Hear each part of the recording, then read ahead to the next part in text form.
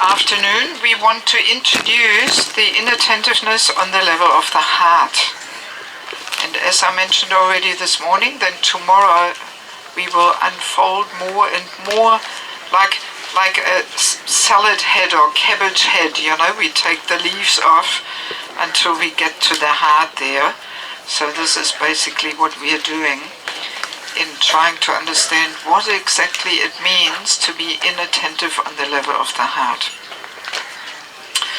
So to begin with, let us remember that Krishna is not so much interested in the external offering, but he is actually interested in the love and devotion with which we make the offering. Sankarshanattai Prabhu was also mentioning this morning, the attitude, the service attitude, but for the time being we just talk about the attitude, that this is really what Krishna is attracted by. So this principle is there in any devotional service we are performing, and of course also in chanting. Krishna is not impressed just with the numbers. Oh, I'm chanting 64 rounds or something. No, he wants to see the mood, the quality of feeling, the devotion, the prayerful attitude and mood. That's what Krishna is attracted by. Right? So I want to read to you one little paragraph of one purport where Prabhupada very nicely describes. This is Canto 1, Chapter 8, verse 26. This is the chapter where Queen Kunti prays. Even that also Sankarshanattai Prabhu mentioned this morning. He mentioned so many points unknowingly. He was touching upon so many points which we are now more unfolding, So, yes, Queen Kunti praying for the calamities to come again and again.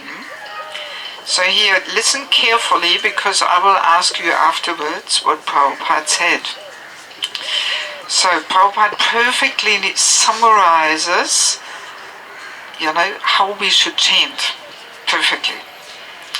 Prabhupada says, actually, the Lord's holy name has such powerful potency, but there is a quality to such utterance also. It depends on the quality of feeling.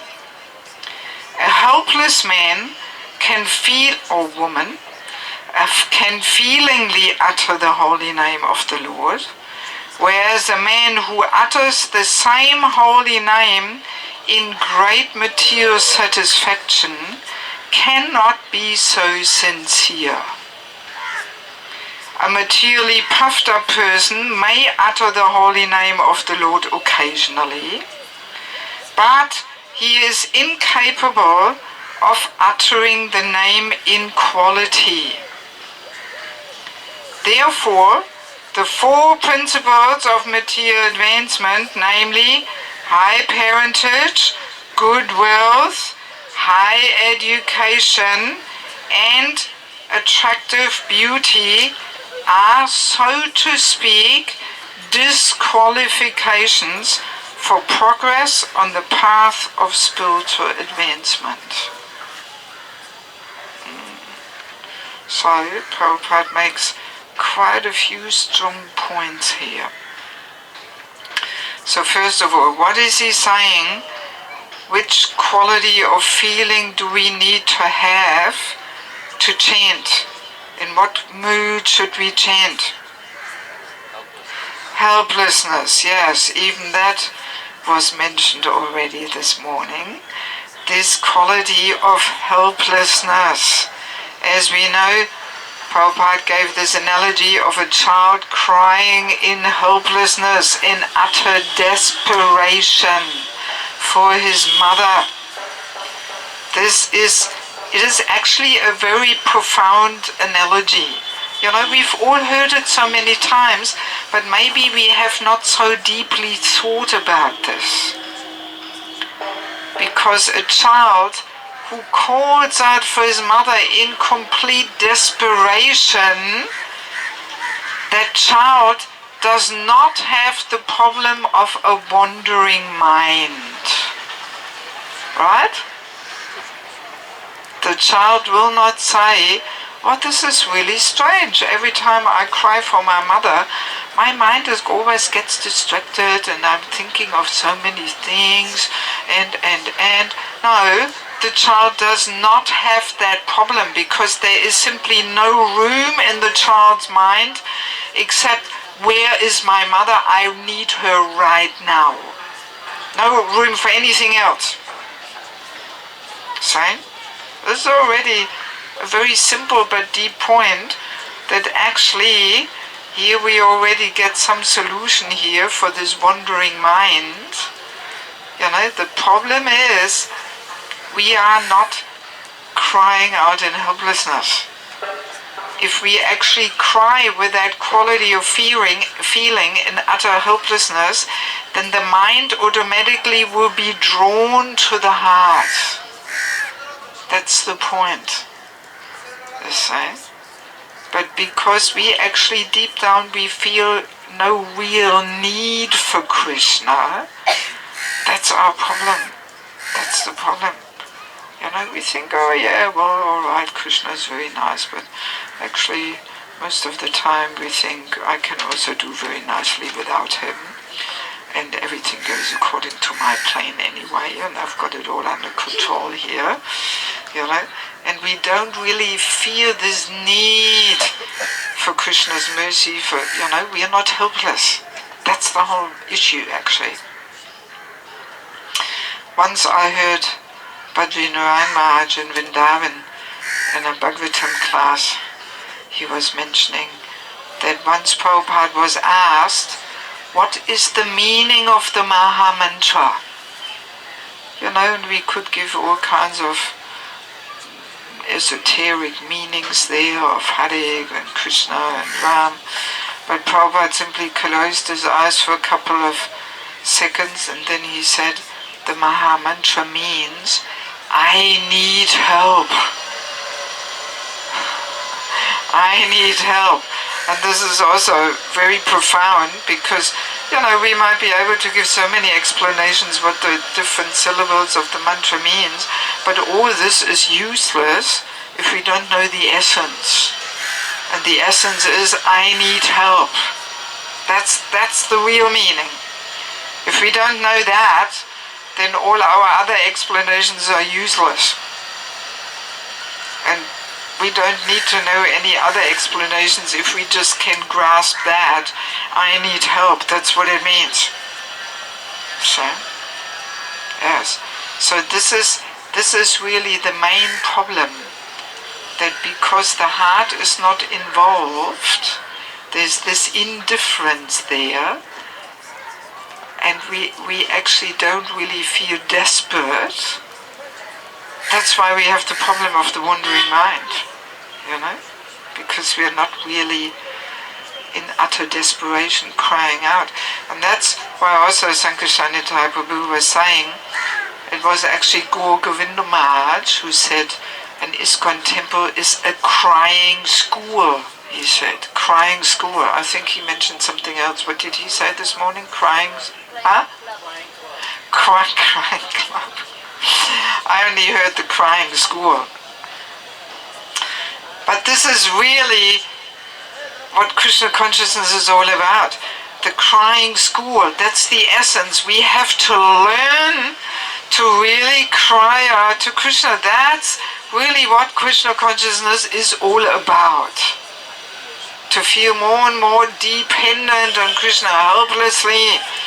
Yes, it's a whole internal matter, internal crying. And that's not so easy, especially because, well, let's continue here. What else is Prabhupada saying? I'll continue the sentence later. So helplessness, this helpless man can feelingly utter the holy name of the Lord, whereas a man who utters the same holy name in cannot be so sincere. Exactly. Great material satisfaction. This is one of the most dangerous things for spiritual life, actually. Good to realize. Because aren't we all striving for material satisfaction? I think we have to admit that, yes, we are. We're making so many plans for material progress and this and that and building an extension and getting a bigger car and getting up there in my career and. So we are all striving so much for material success, material satisfaction. But this material satisfaction, very clear, why is it so dangerous? You tell me. Why is material satisfaction so dangerous? You find happiness outside of Krishna. Yes, but let's connect it here. You don't need Krishna. Yes, you can't feel helpless. Material satisfaction means, I've got it all down, everything is going according to my plan. I'm doing pretty well here, pat on the shoulder, and so, how can we feel helpless? Pretty difficult, Of course, an advanced person will anyway feel helpless, even if there's some little material satisfaction also. But, if this whole material satisfaction is our main aspiration, then already the focus is somewhere else, and it's pretty difficult to actually feel hopeless. That's the whole point. And material satisfaction leads to complacency. Right? I can always see it because I spend a lot of time in countries where there's not much material satisfaction, like Bangladesh, Ukraine, now and during the war times there, the economy is really bad, Devotees are struggling, suffering. So, but the figures speak for itself. We have every year this big amazing Ukrainian festival. Anybody's been there? Any of the Russian devotees have been there? Yes, few. That's an out of this world event, This year we had only 7,000 devotees there. 2 years ago we had 12,000. Yes. And not just Hindu people or something, they're all Ukrainian, Russians, Baltic, mainly Ukraine actually, because 2 weeks later there's the Russian festival going on with almost the same amount of people there. So, you don't find anywhere else in the world such festivals. Nowhere. They have about 1,000 devotees just doing the services, so it all happens. Amazing. It's the closest thing I've ever seen to Vaikuntha atmosphere. It's the Ukrainian festival. I've been going there for the last 15 years. Every year I'm there. Amazing. Really amazing. So, and then we introduced, the same concept of Bhakti Sangam festival in Scandinavia, in Sweden, for all the Scandinavian countries, Norway, Sweden, Denmark, Finland. So, have a guess. How many people are coming there? 240. A little bit more than 40. Let's say between 40 and 200, around 150, 160. Even though we have wonderful personalities there. We had Dina Bandhu there from Vrindavan, and Lokanath Maharaj, and Bibi Govinda Maharaj, and Madhava Prabhu, and Krishna Kshetra Maharaj, and so many personalities. This year we had Bhakti Raghava Maharaj there, giving a whole seminar on Varnashram and cow protection. But still, 150 people, from whole Scandinavia. So, figures speak for itself, right? Proves that point. As soon as material satisfaction is there, then people are complacent. Oh, do I really want to go there? Oh, it's all so comfy in my life here, and might do somewhere else, Yes. why I usually prefer to be in countries where life is very simple and where there is a bit of the pinprick of material existence, you know, that you imagine you sitting on a cushion with pins, right? Pins. You know, you can't get comfortable. Always somewhere it pricks you, you know. So that's ideal for spiritual progress. You know, then so much easier to understand that actually Krishna consciousness is the real source of happiness.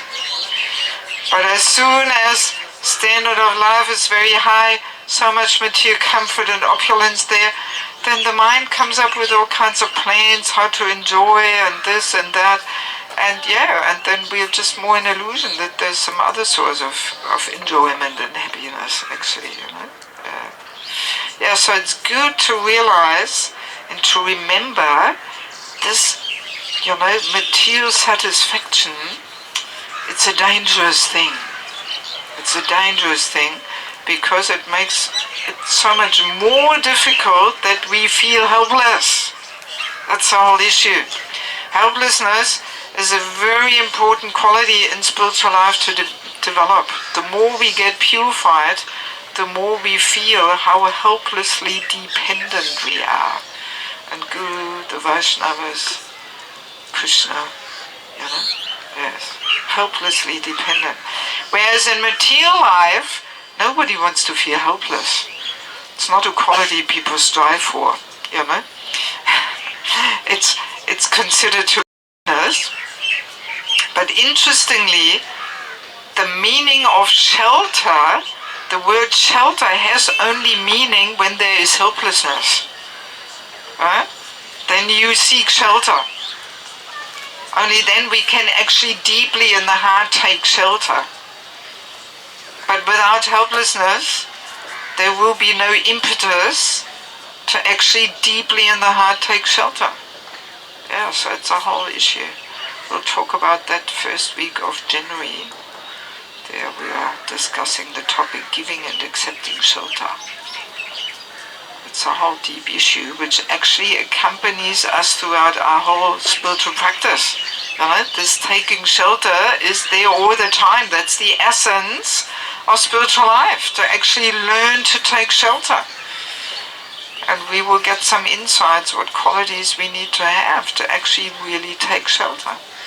And we'll realize that so many things are blocking us from taking shelter.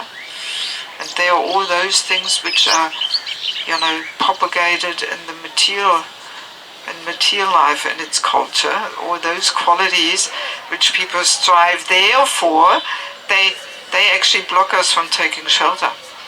So it's quite an eye-opener, you know, how much of a paradigm shift we actually have to make if we really want to become sadhus, you know. Yes, so this whole thing of material satisfaction, that makes it difficult. So then Prabhupada explains, a materially puffed up person may utter the holy name of the Lord occasionally, but he is incapable of uttering the name in quality.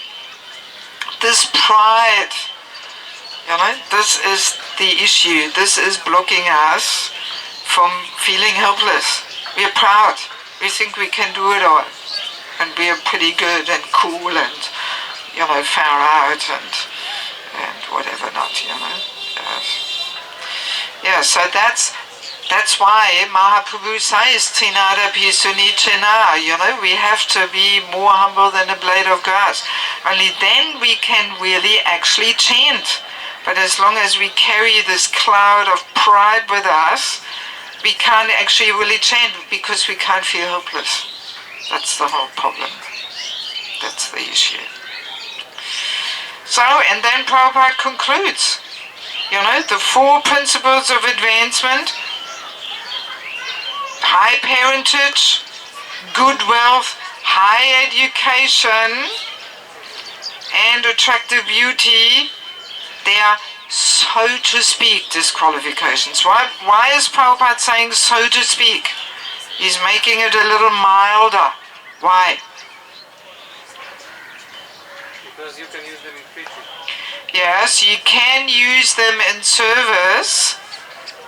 Basically, the reason is that bhakti is not depending on any material condition.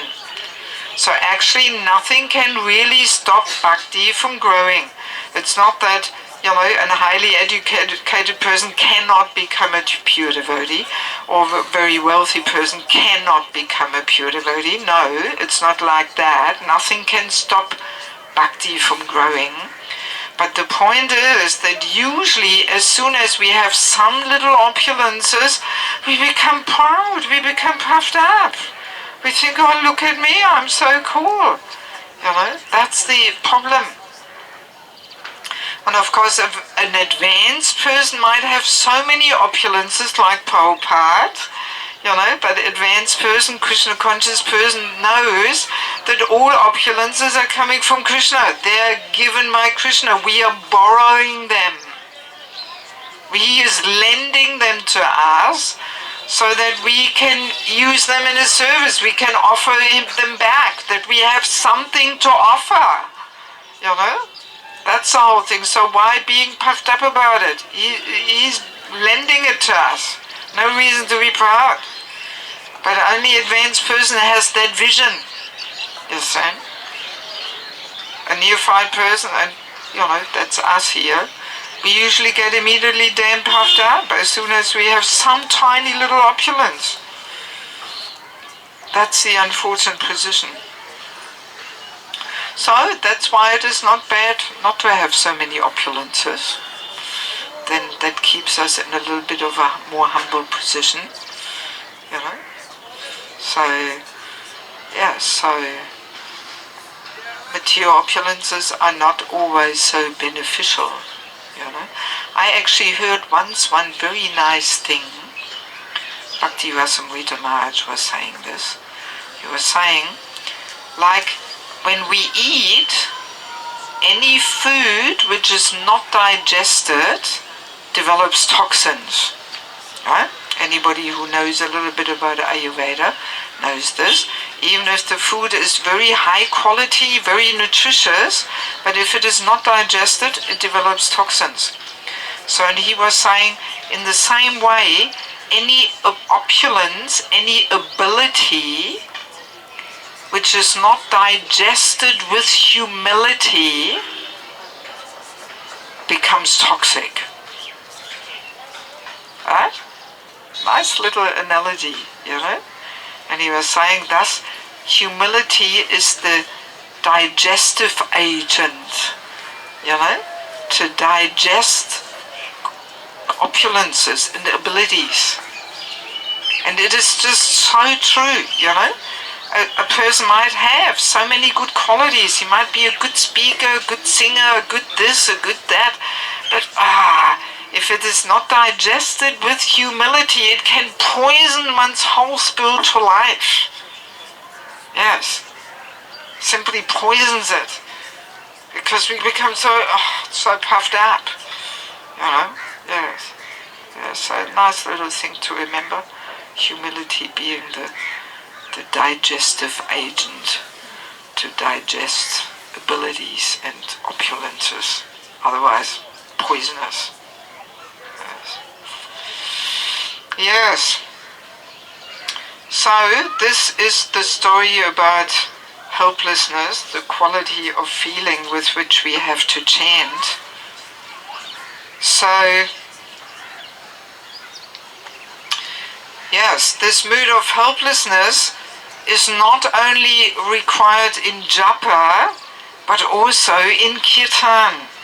Same thing.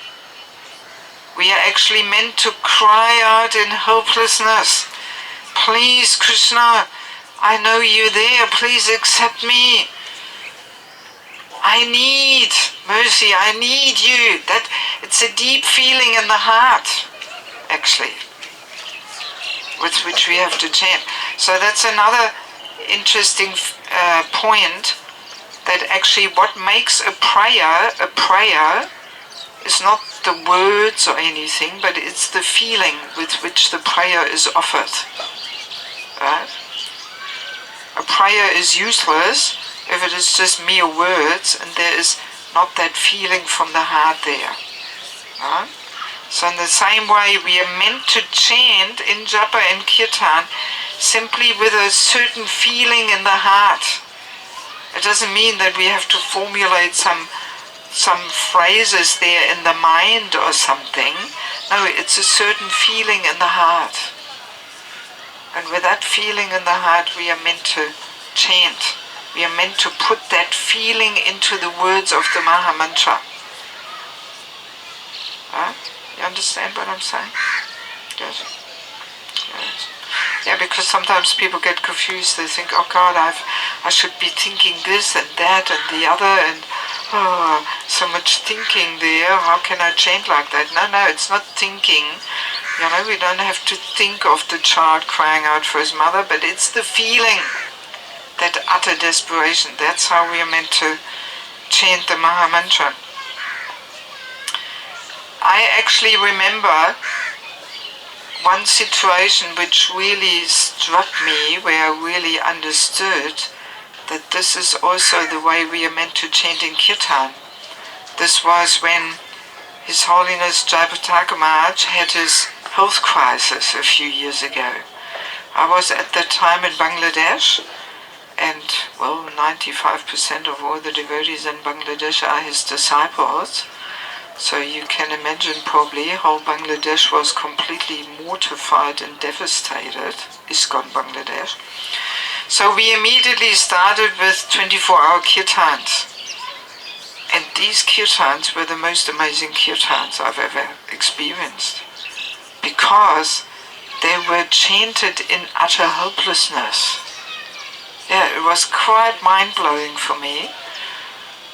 I remember I didn't want to stay up at night, not to mix up my whole awake and sleeping rhythm there. But my mind, I could hear the kirtan in the temple room from my room, and I just couldn't fall asleep. My mind was always wandering there, because it was filled with such desperation, crying out. I mean, devotees were actually, the kirtan leader was even crying, bursting out in tears, and still chanting. You know, there was no sense of showing off. You know, nobody had that thought, oh, here I am with my good voice or my mridanga playing or something. It was just pure helplessness. Yes, it was amazing actually. I had never experienced anything like it, you know. And that's when I realized, wow, this is actually how kirtan is meant to be chanted. It's not some nice enjoyable music here or something, but now we are meant to call out to Krishna, we are meant to connect, we are meant to cry out. That's what makes a kirtan a good kirtan. Yes, if the kirtan leader has that mood. Yes, yes. Yeah, it was really quite eye-opening for me, and then interesting to observe as Maharaj's health got a little more stable, you know, people relaxed a little bit. Oh, well, looks like it's not so bad, you know, and immediately the quality of the kirtans changed, and it became the usual thing again, you know. Yes, but for some days or weeks, I can't exactly remember for how long, there was really this utter desperation there, and that really is actually how we are meant to chant. Yes. Yes. So, and of course, sometimes Krishna helps us a little bit to feel helpless.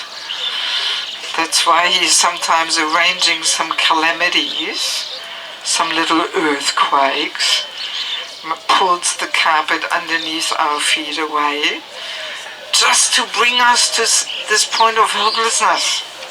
Yes, yes. That's why devotees actually happily embrace calamities.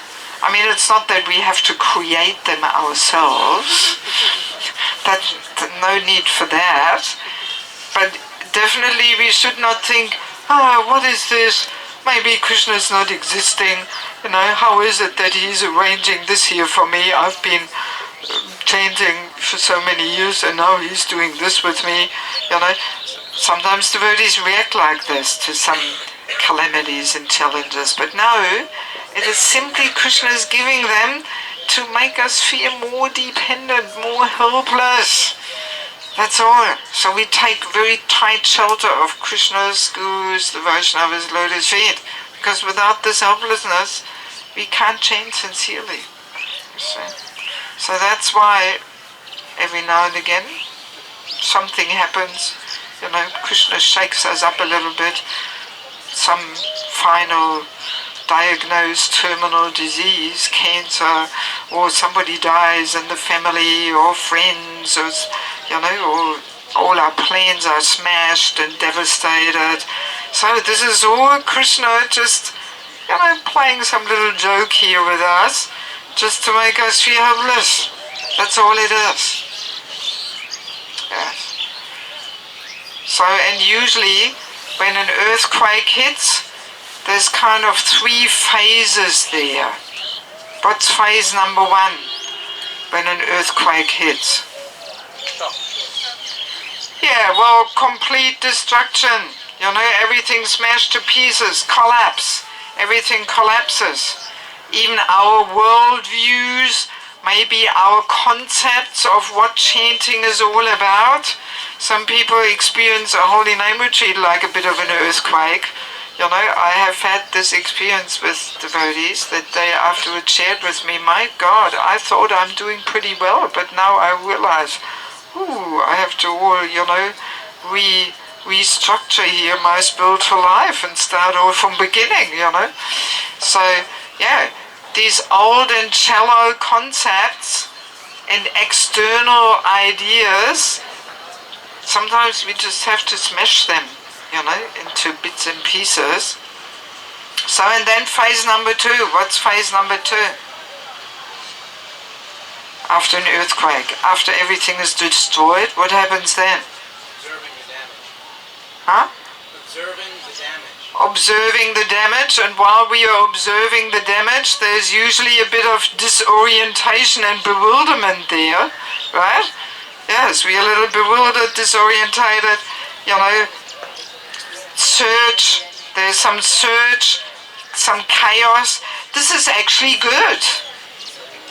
Yes, it's a good sign, because, you know, it is necessary for the 3rd step to reconstruct, to build something deeper. You know, we have to go through these stages, right? Shallow stuff has to be smashed. Then there is some stage of search and chaos and bewilderment, disorientation. So, but then we have to build something deeper. Otherwise, as long as we are hanging on to the shallow concepts, hard to get to something deeper, you know. Yes. Yes.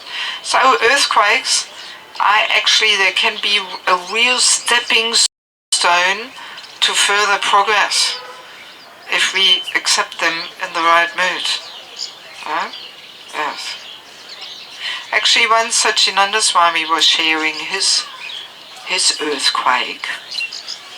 I hope he doesn't mind me sharing it. He was sharing how when Harikesh, former Maharaj, you know, gave up his position as sannyas and guru, that was a major earthquake for Satchidananda Swami, because he was his sannyas guru and he had such high regards for him. And when, you know, he gave up his position as sannyasi, Satchidananda Swami, he was really shattered, you know, he was really, wow, it was a real blowout for him. So, and then, you know, he was going through these stages of earthquake. You know, everything was smashed to pieces. There was some feeling of hopelessness. My God, if he can't make it, what about me? And then some search, some phase of reorientation there. And then he was sharing, he went to Bhakti Tirtha Swami, who is also not amongst us anymore, and he was revealing his mind to him, saying, Maharaj, what am I going to do? You know, how can I continue my spiritual life? And then Bhaktitirtha Swami said to him, the holy name. You have to take shelter in the holy name. And then Satchidananda Swami went to the Himalayas, and he was, hiding there for some time, and reading all different shastras, researching Six Goswami literature about the holy name, and then he was the one who actually came up with the holy name retreats. It was, as far as I understand, it was Satchidananda Swami. He's also my inspiration in this holy name retreat.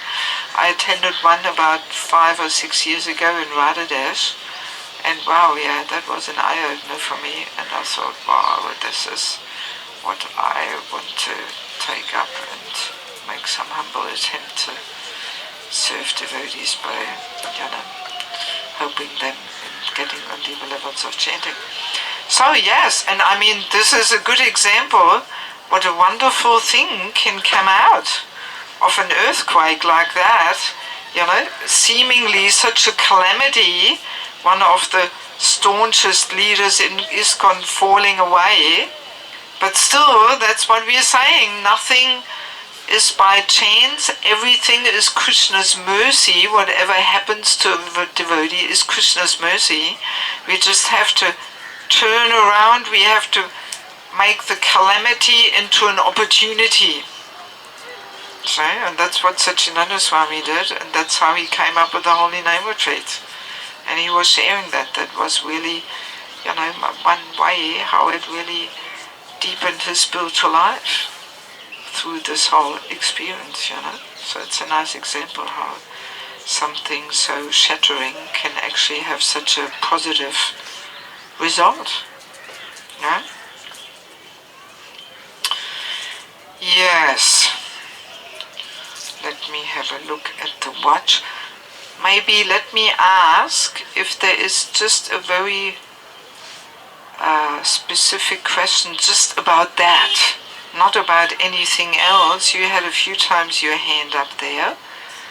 Did you want to? You were talking about the kirtans and utter desperation and death. Yes. And how that kind of kirtan is like a good kirtan. And then we see the example of Lord Chaitanya when he had, ostensibly the best kirtans. He locked the door and didn't let anyone in except for his most intimate associates. Yes. We'll talk about that tomorrow. But let's put it this way. See, we have to discriminate, and this will also come tomorrow, but I'll answer it already a little bit this now. It all depends on the relationship. See, in our present situation, we will do an exercise tomorrow where we clearly realize that how little our relationship with Krishna is actually established.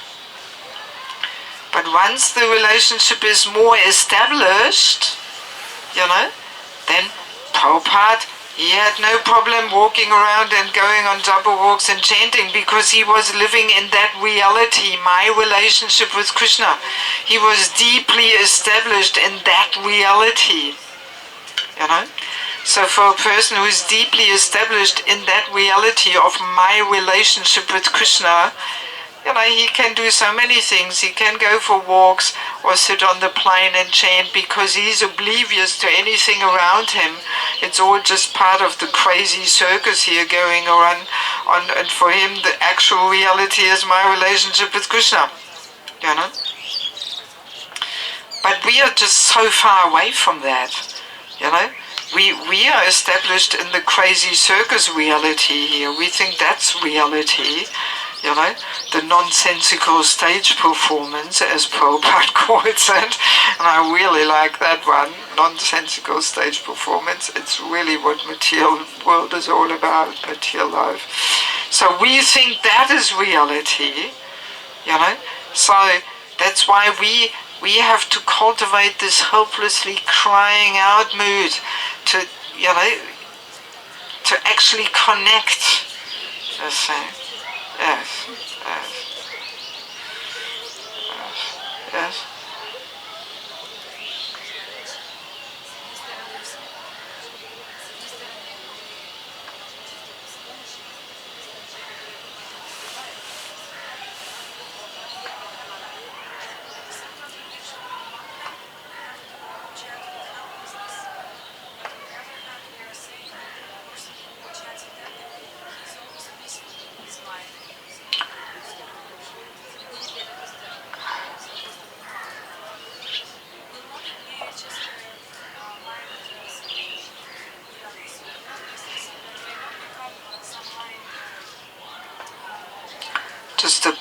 game in the mind or something. No, no, no. See, Prabhupada gives this example of a small child crossing a 4-lane road, where there's heaps of traffic there. So the child understands, by myself I cannot cross this road. Impossible. Too dangerous. But he's got his father next to him, and he puts his hand in his father's hand, you see, and that gives him confidence. He takes shelter of his father, and he knows, so with my father I can cross this road, no problem. Right? Nice, very simple example, but it makes that point very clear. So there is helplessness there, but then there is also this confidence and peacefulness there, But if that child would think, oh, I can do it all by myself, well, and runs across, he will definitely get run over. But because he puts his hand in his father's hand, and he knows, yes, with my father, no problem, that's what gives him peace, But nevertheless, life in the material world, like Sankarshanita Prabhu was saying this morning, there's danger at every step. We don't know when death comes. Like in Bajahuvemana, we are compared to the drop of water on the lotus leaf. At any time, it can, fall off. So that is actually our position. At any time, we can get killed or something can happen, Yes. So, and once we realize this helplessness, then we can take shelter, and that gives us that confidence. So a devotee's confidence is not based on false ego. Oh, I can do it, look at me. But a devotee's confidence is based on him taking shelter and feeling dependent. So it seems contradictory. He feels dependent, but yet he is confident. But no, that confidence comes because he is dependent. Yes. Yes. Very important point. Actually, as soon as you open up our Vaishnav Bhajan songbook, all the bhajans are actually expressing this helplessness. Kabe habe bolo. When, oh when will this day come, Or Gurudev Kripa Bindu dear, Gurudev, give to the servant just one drop of mercy. Or the last line, if you're not merciful unto me, I can only weep and I cannot maintain my life any longer. Complete helplessness. So the more we actually become purified, the more we feel this helplessness. Yes. This internal dependence.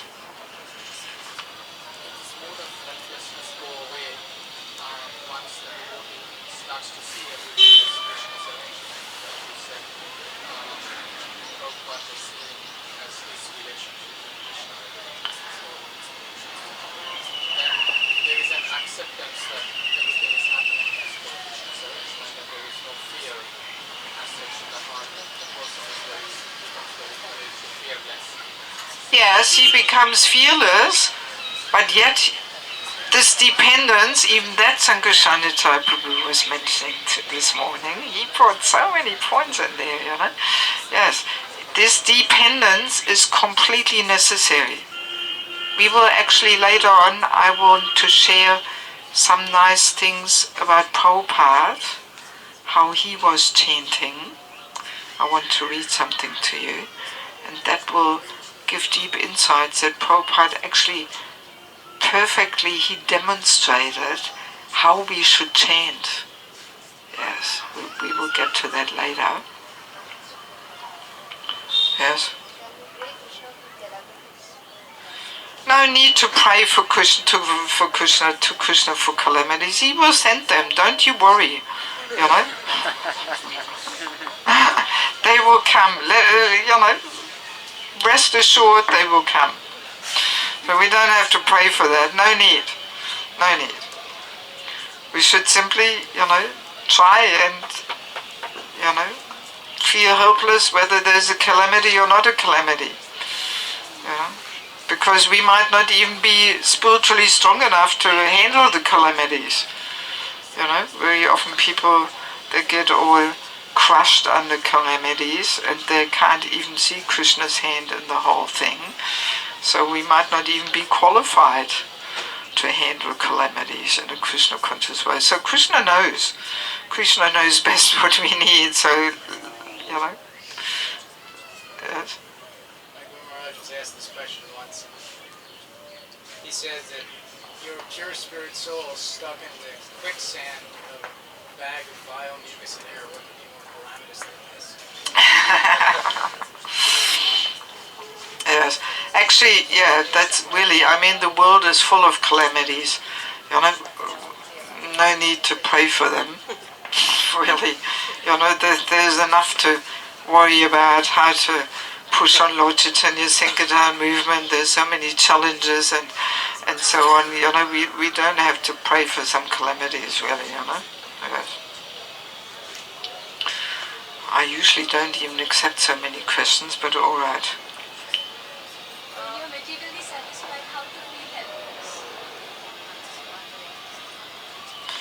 Well, that's what Prabhupada was illustrating, that this material satisfaction is not very conducive, So, and as Sankarshanitaya Prabhu was also saying this morning, if we can't cry for Krishna, then cry that you can't cry,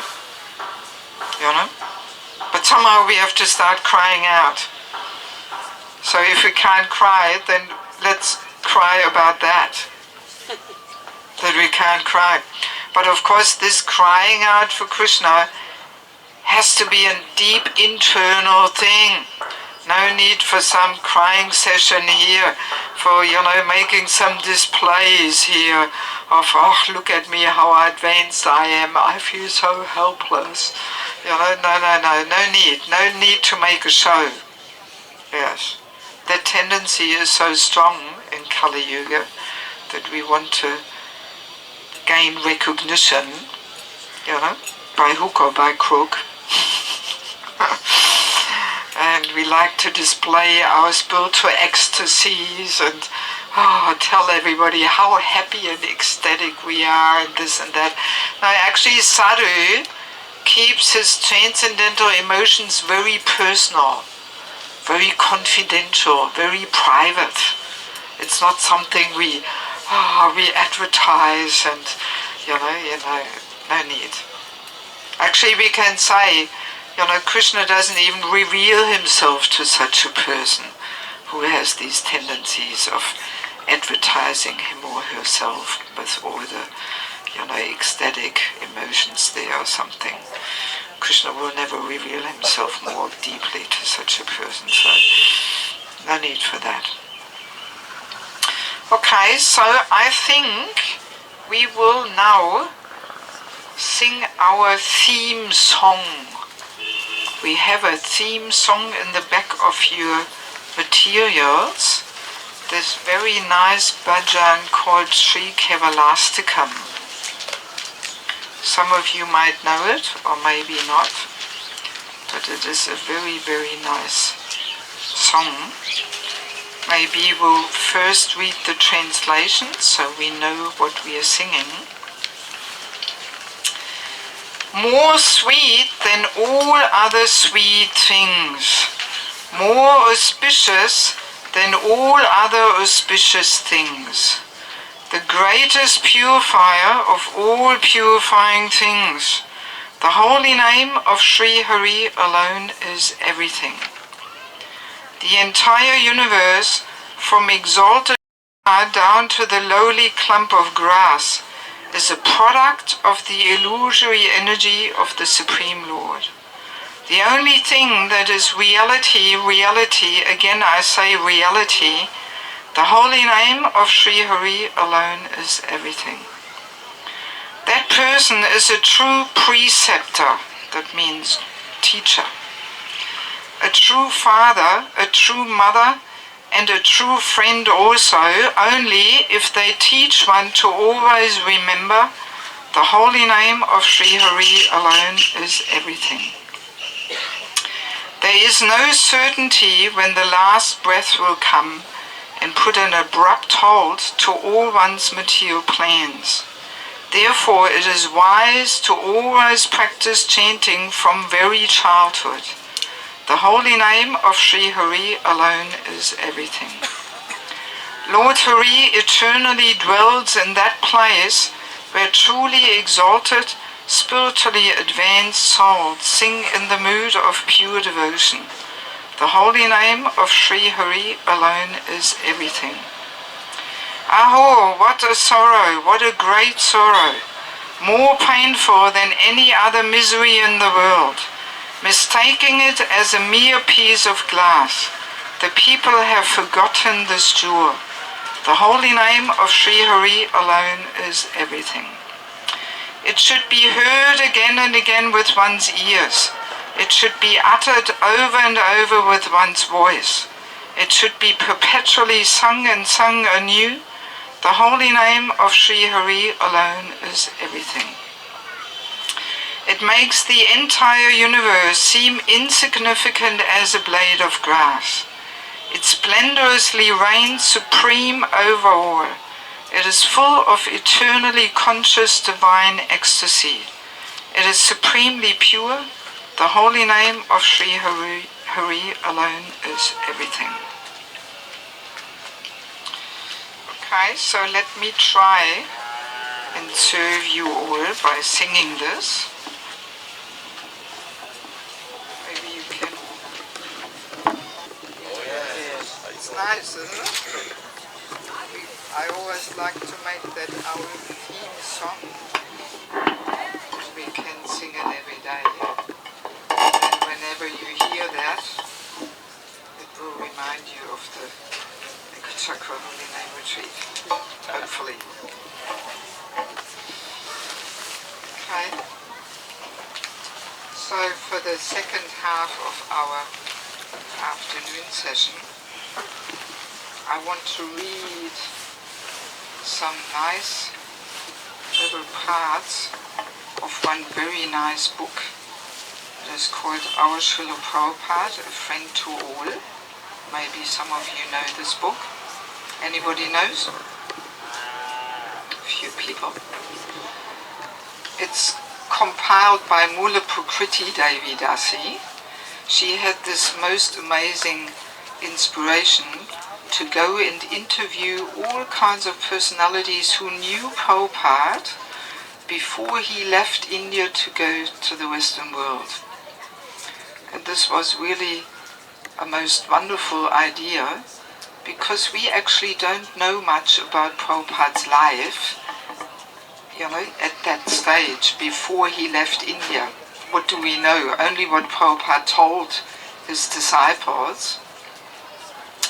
But as I was already mentioning, Sadhu keeps his secrets of his bhajan very confidential, So there were so many things which Prabhupada would never tell his disciples. Never.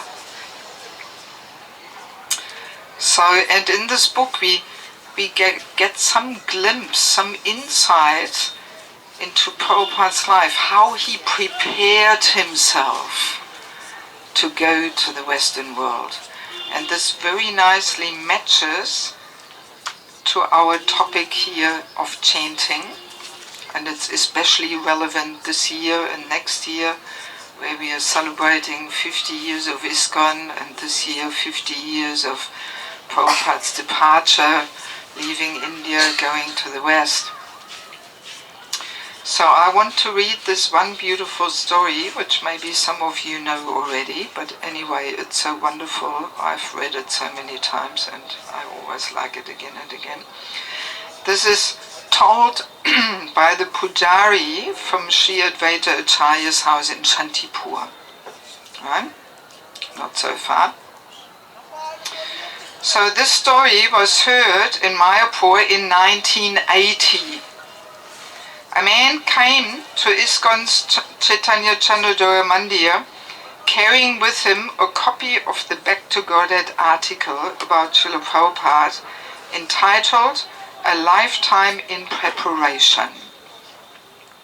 So he came to Mayapur with this Back to Godhead magazine, and he was telling the following story. Just recently, an amazing realization occurred to me that I wanted to share with devotees everywhere. I have been the pujari and sevite at the house of Ekachakra for many years. I was also there back in the 1940s and 1950s. So that's before most of us were even born. At that time, I noticed that one Grihastha Bengali devotee used to come to the temple quite regularly. He was dressed in a white khadi dhoti and kurta, and he always came alone. He would sit in the back of the mandir without speaking, and he would chant Harinam on his mala very quietly and deeply. I noticed that he came on the weekends, usually once every month or two, in a regular way. After chanting there for many hours, he would always thank me when he left.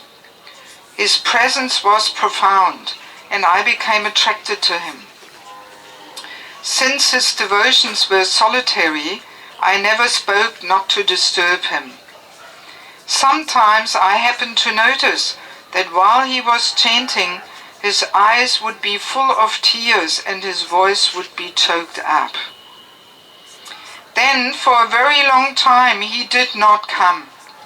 However, I distinctly recall that in August of 1965, I saw a saffron-clothed sannyasi sitting in the back of the mandir. In a moment, I recognized him to be my old friend from before. Again, he sat for a long time chanting Hare Krishna. I could see his beads moving, his eyes closed in concentrated devotion.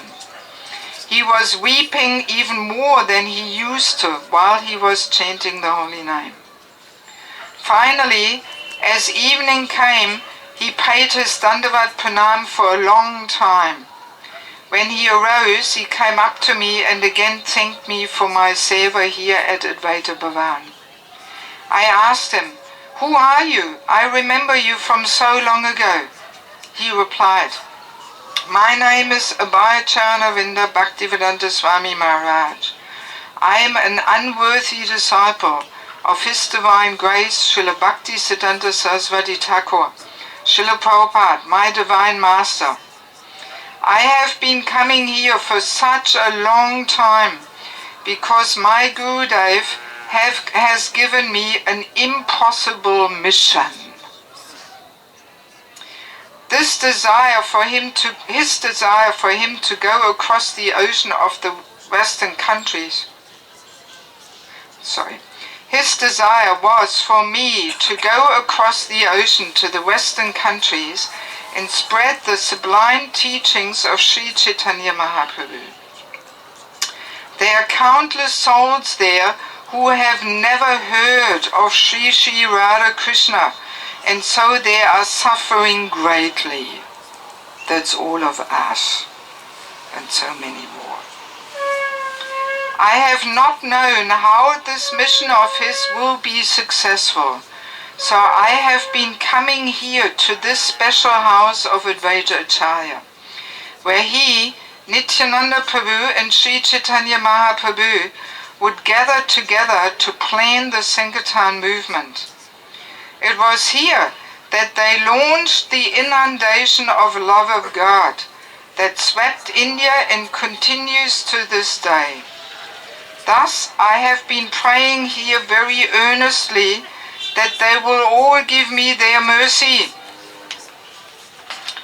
that somehow they will empower me and guide me. I want to satisfy my Gurudev's desire, but I'm feeling unqualified to do this. As he was speaking to me, I saw tears falling down on his cheeks again.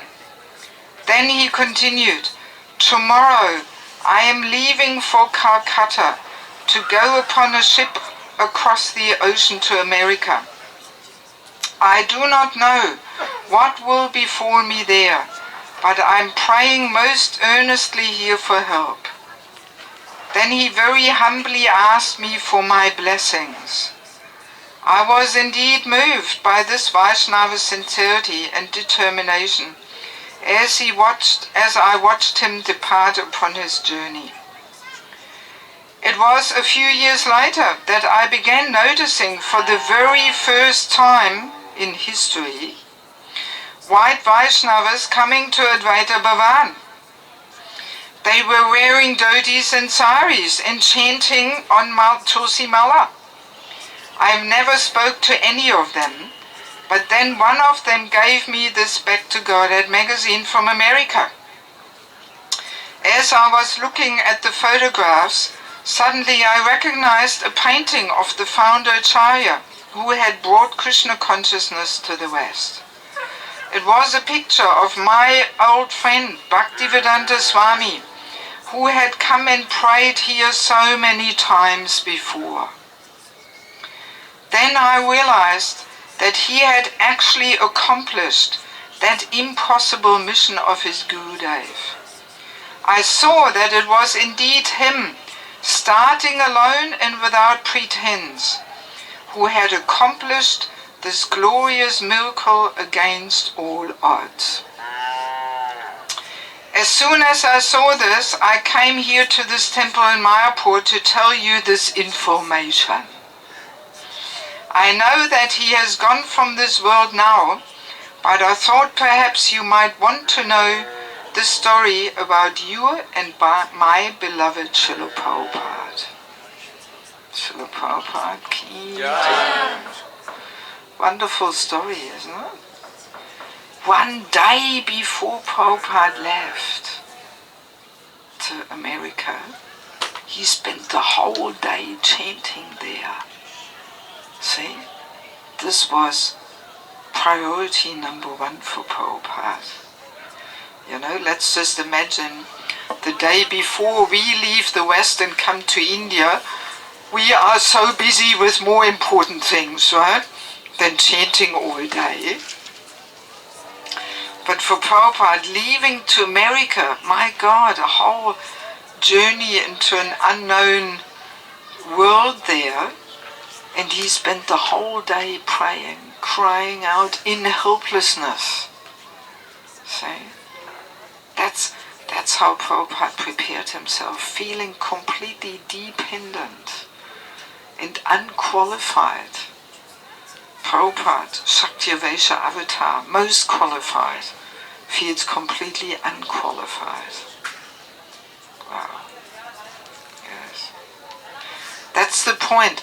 This dependence on Guru, on Krishna, on the previous acharyas, on the Vaishnavas, this is actually what connects us. This is what, what empowers us to get the flow of mercy coming through the parampara, right back from Lord Chaitanya Mahaprabhu. If we feel internally dependent, that's a very deep and important point. I once heard in one lecture, one Maharaj saying that the connection, it is like an electric wire. In an electric wire, there is the copper part, the wire, and then there is the plastic around it, right? The insulation there. So obviously, which one is, bringing the electricity? It's the copper part, right? So, and he was comparing connection with Guru. The copper part is that internal dependence. That's the copper. That's what connects us. That's how we receive the flow of mercy coming through parampara, if we feel internally dependent. But the external part, that's kind of the initiation. You see? That's also part of it, like the outside plastic part is also part of the wire, but it's not what gives the connection.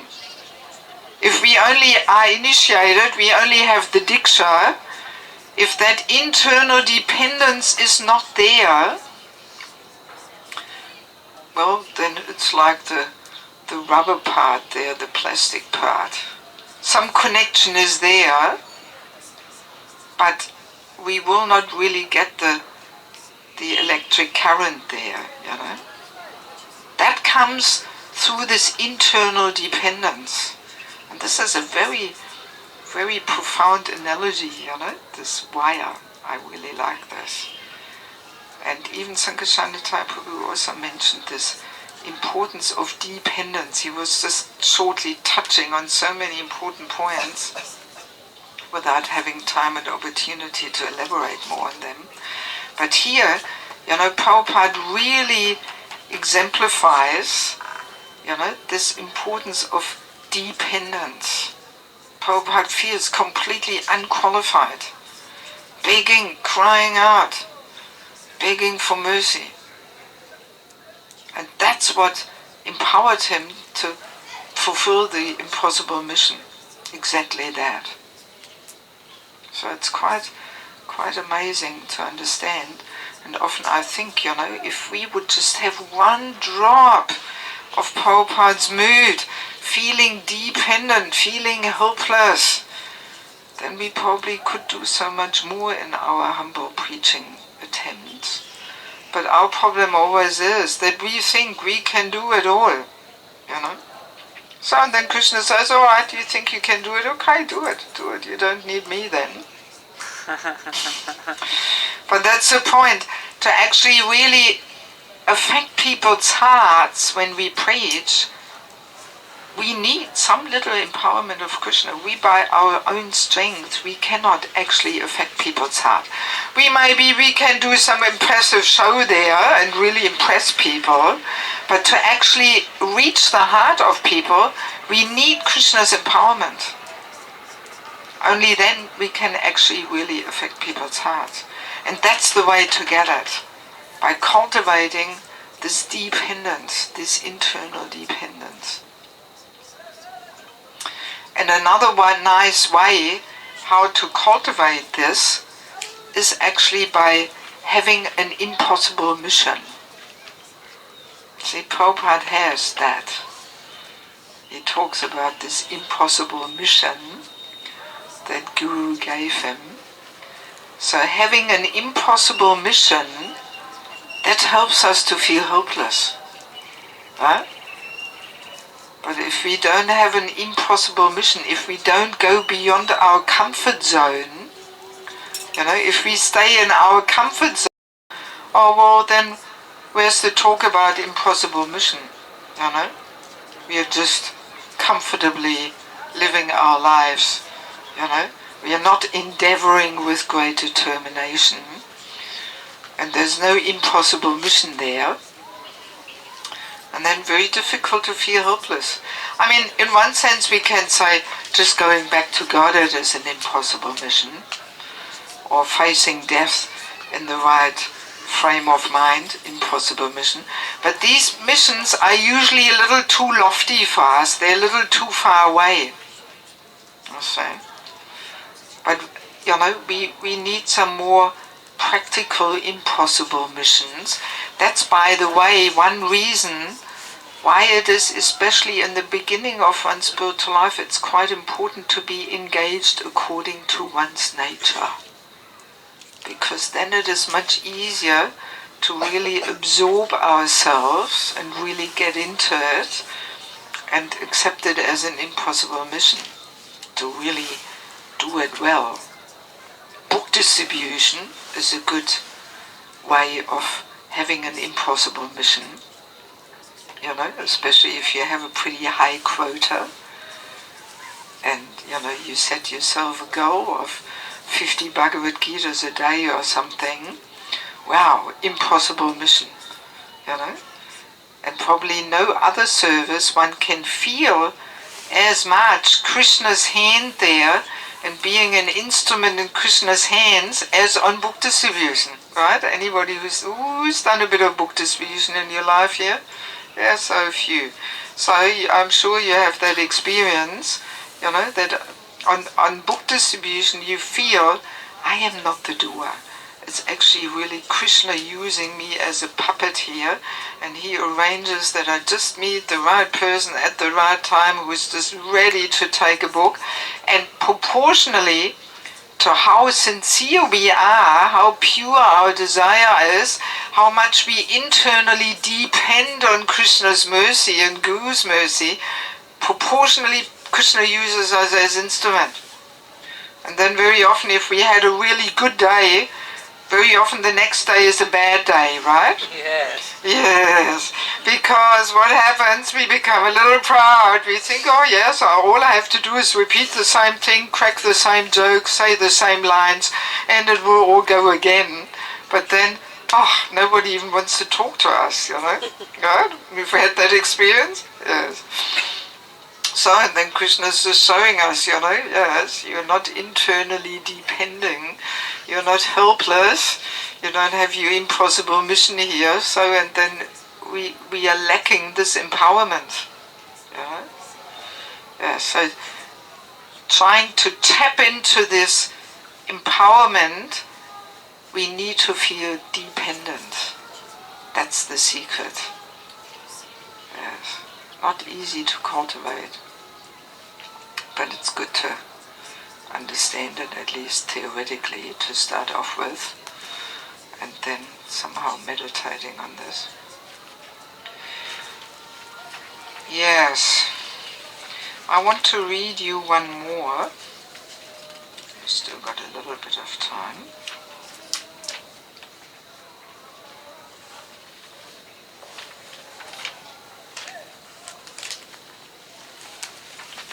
Yes, one more we read, which has a similar mood. So this is from one personality in Vrindavan. He remembers. Maybe I'll read the first paragraph too. Let me see.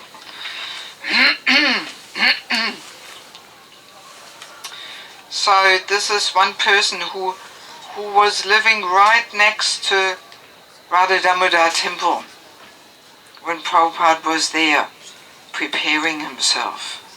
Right? Never have I seen anyone do sadhana like he did.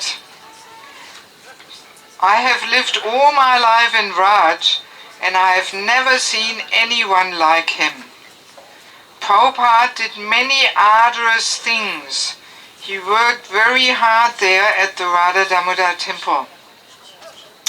At that time it was austere, underdeveloped and very muddy and dirty with no facilities.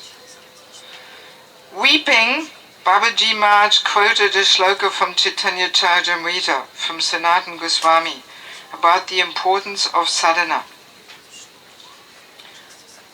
Many years later, when I heard that it was actually he who had been chosen by Chaitanya Mahaprabhu to spread the Hare Krishna Maha Mantra all around the world, I was not surprised, he's saying. Prabhupada spread this Krishna consciousness by the mercy of Rupa Goswami. Prabhupada used to pray to Rupa Goswami, "You please give me your mercy," and then he got that mercy. I know this because I saw some things he did at the Radha Damodar temple. My room is still located in the same place as it was then, in 1964 or 65. Many times in the middle of the night, at midnight or at 1 or 2 in the morning, I would hear a voice crying from inside the courtyard by Rupa Goswami Samadhi Mandir. That voice was calling out and crying, but I did not know what it was because I was trying to take rest. But one night, on the full moon, I heard that voice again. So I climbed up to the roof of our house and looked down into the Radha Damodar courtyard. I saw something very amazing. Srila Prabhupada was sweeping the courtyard of Rupa Goswami's Samadhi. He was bending down with a small broom, and as he swept the ground by the Samadhi, he was crying out, "Hey Rupa, hey Sanatan, hey Gurudev, please give me your mercy. Without your mercy I cannot do anything. Give me the mercy, give me the strength that I may fulfill your orders." Then I realized that it was him who almost every night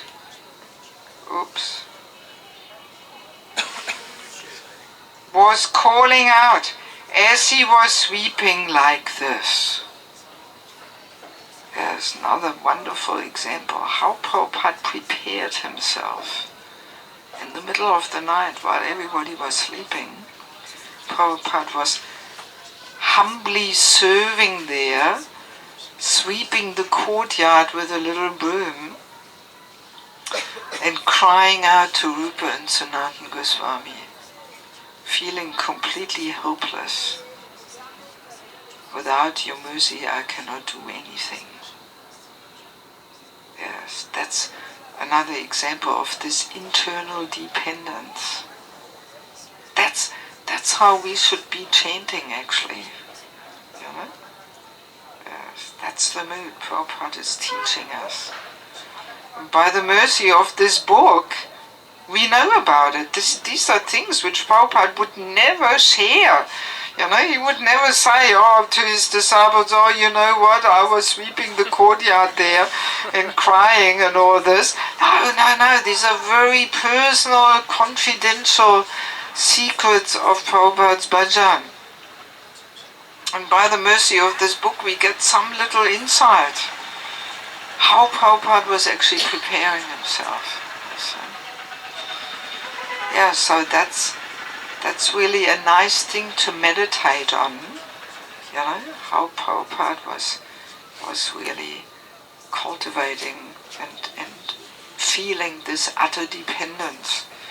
Also interesting to see how in the previous one he was saying how Prabhupada was crying. And throughout the whole book, actually, you can get it in Mayapur and in the Samadhi. I highly recommend to get it. It's really nice. Our Srila Prabhupada, a friend to all. There's so many wonderful, sweet stories in there. And many of them they describe seeing Prabhupada crying. But then when Prabhupada left the Holy Dham, when he came to America, he was very carefully hiding his transcendental emotions. There was only a few, times when Prabhupada could not control those emotions and his voice choked up and. But it seems like when he was in Vrindavan or Mayapur, he felt so much more safe to simply let his emotions flow there. But of course he knew, in Kali Yuga, age of hypocrisy and cheating, so many people would imitate, make a show out of themselves, try to become recognized as great devotee by putting on some crying show. Bengalis are very good at this.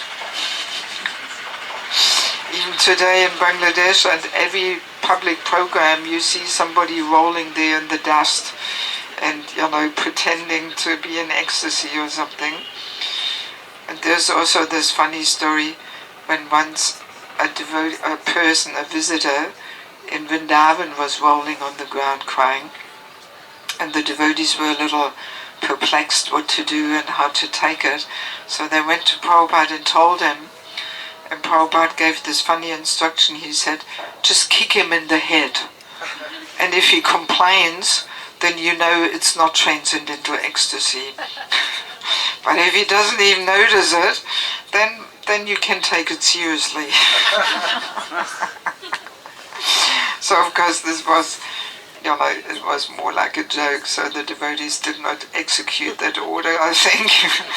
But anyway, Prabhupada with his answer, he very clearly, showed that he was not really taking it very seriously, Yeah, so, yes. So in any case, yes. So this internal dependence, this is ultimately what it means to involve the heart actually in chanting. That's the ultimate, involvement of the heart, attentiveness on the level of the heart, to actually get to that point where we really feel that dependence. And really, as we become more and more purified, we feel more and more dependent. And not only dependent, but we also feel more and more that we actually have not achieved anything in our spiritual life. That's also a good thing to understand. Sometimes Bhaktivinoda Thakur is lamenting how he's such a materialist and so on. And I was often wondering, how can such an advanced devotee really feel like that? Is he just saying it, or is he really feeling like this? And I once heard a nice explanation of this of Danuda Maharaj. He was saying, as spiritual life is ever increasing, once we get some little glimpse, some little insight into the unlimitedness of spiritual life, whatever little we have seems completely tiny and insignificant.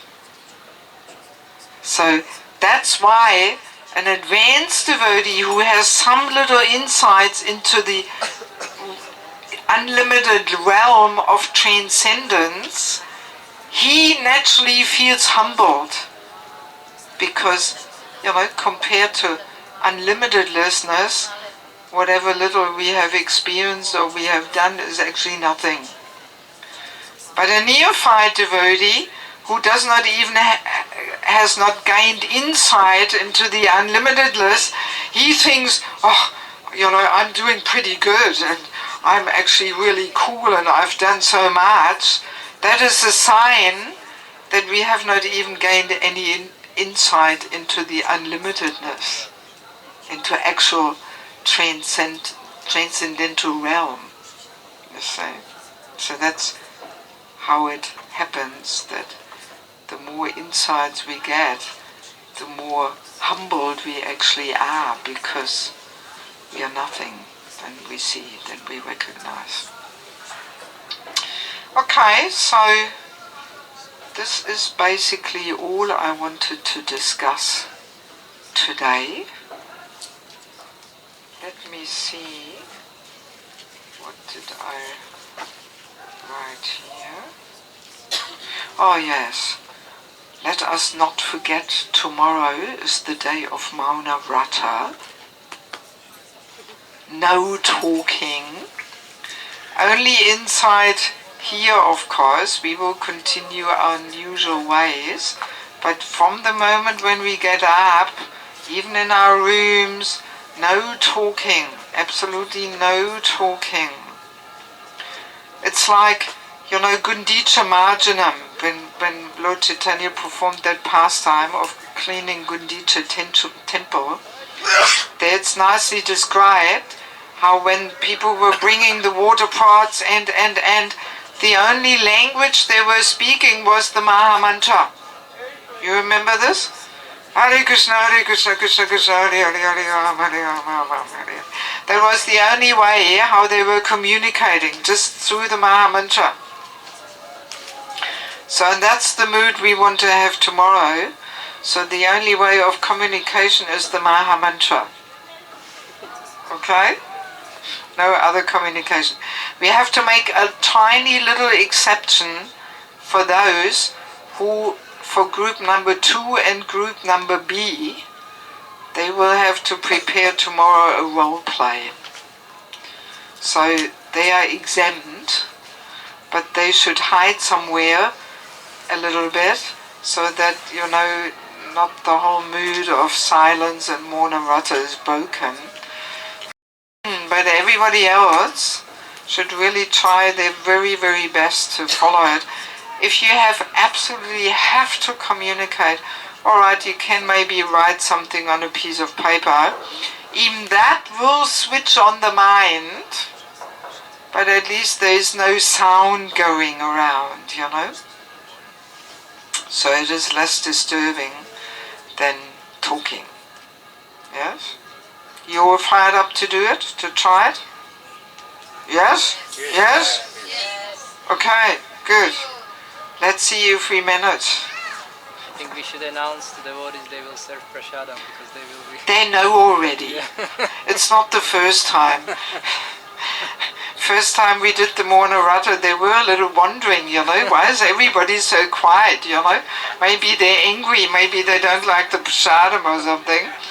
But then I told them, and last time they immediately remembered, oh yes, Mona, they were smiling.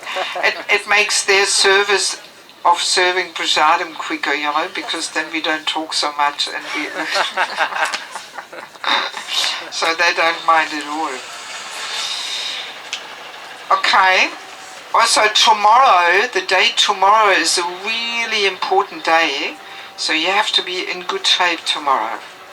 Tomorrow is like the heart of the whole retreat. It's the second day. Today was kind of the tuning in day.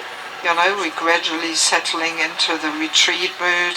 So tomorrow is like the heart. It's a really key principle we will discuss tomorrow. And then Tuesday is already the last day. You know, then already easily the mind goes towards, oh yeah, tomorrow we are leaving, and so on.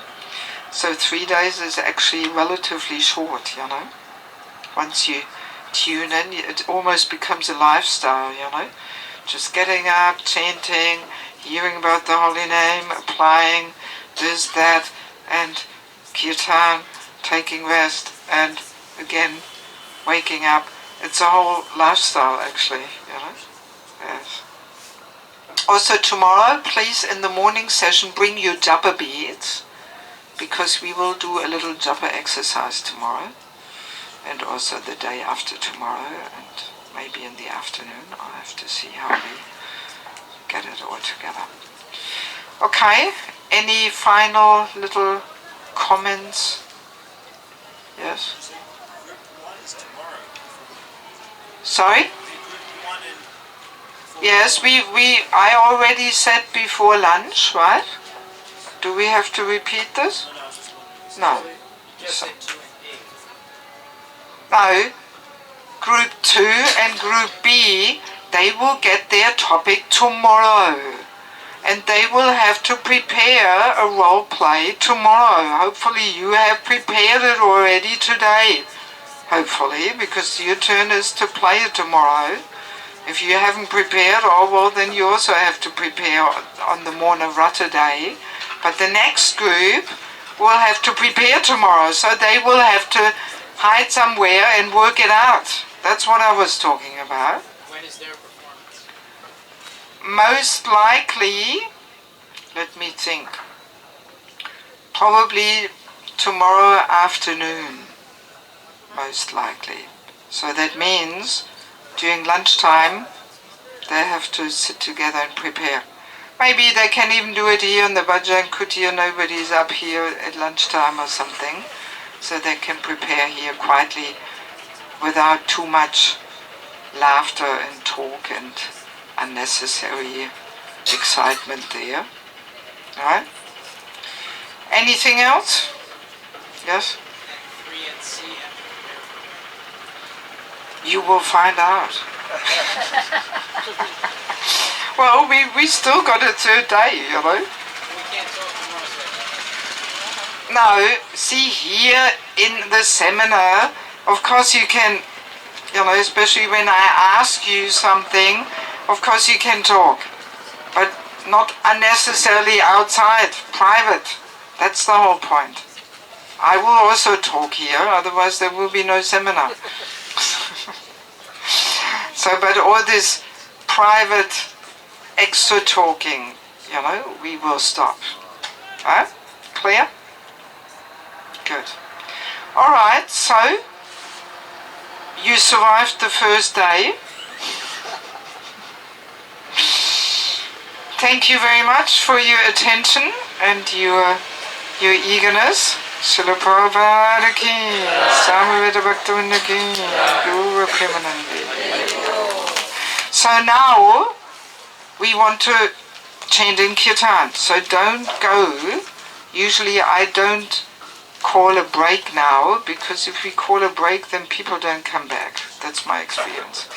So let's just stay here and chant in kirtan. And of course we want to apply what we discussed today, especially this helplessness in kirtan. We want to try and call out in helplessness, in utter desperation, in order to in order to help us create this helplessness. Let us imagine that tonight at 10 o'clock we all have to leave our body. Well, sooner or later it's going to happen. You know, sooner or later it will definitely happen. So no harm to practice a little bit to prepare for that moment, right? And I mean, maybe some of us have been in the situation where we were chanting for a devotee who was just about to leave his body, right? Who's been in that situation? Yeah, quite a few. There you go. You know, so I'm sure you also have that experience, that these are very sobering moments where there's just no trace of sense gratification and showing off there, you know?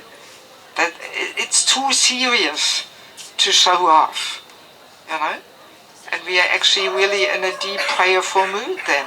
It seems like almost only death can, you know, shake us up a bit and make us drop this enjoying and showing off mood. Only death has that power. So as a little exercise we can imagine, you know, that yes, this is our last day. You know, let's try and chant in that mood of helplessly crying out, imagining this is it. Our last moment has come. So now the question is, who wants to try and lead us in this kind of chanting? Oh, somebody is playing on the switch there, you know, because these wires had to go down one floor, and there's a switch, and somebody is playing on the switch. So how do we work out who will lead us? Well, you've already had a good portion there in leading. Let's ask somebody else. One of the men. Yes, you want to try? Okay, good. You play a little harmonium? Yes, good.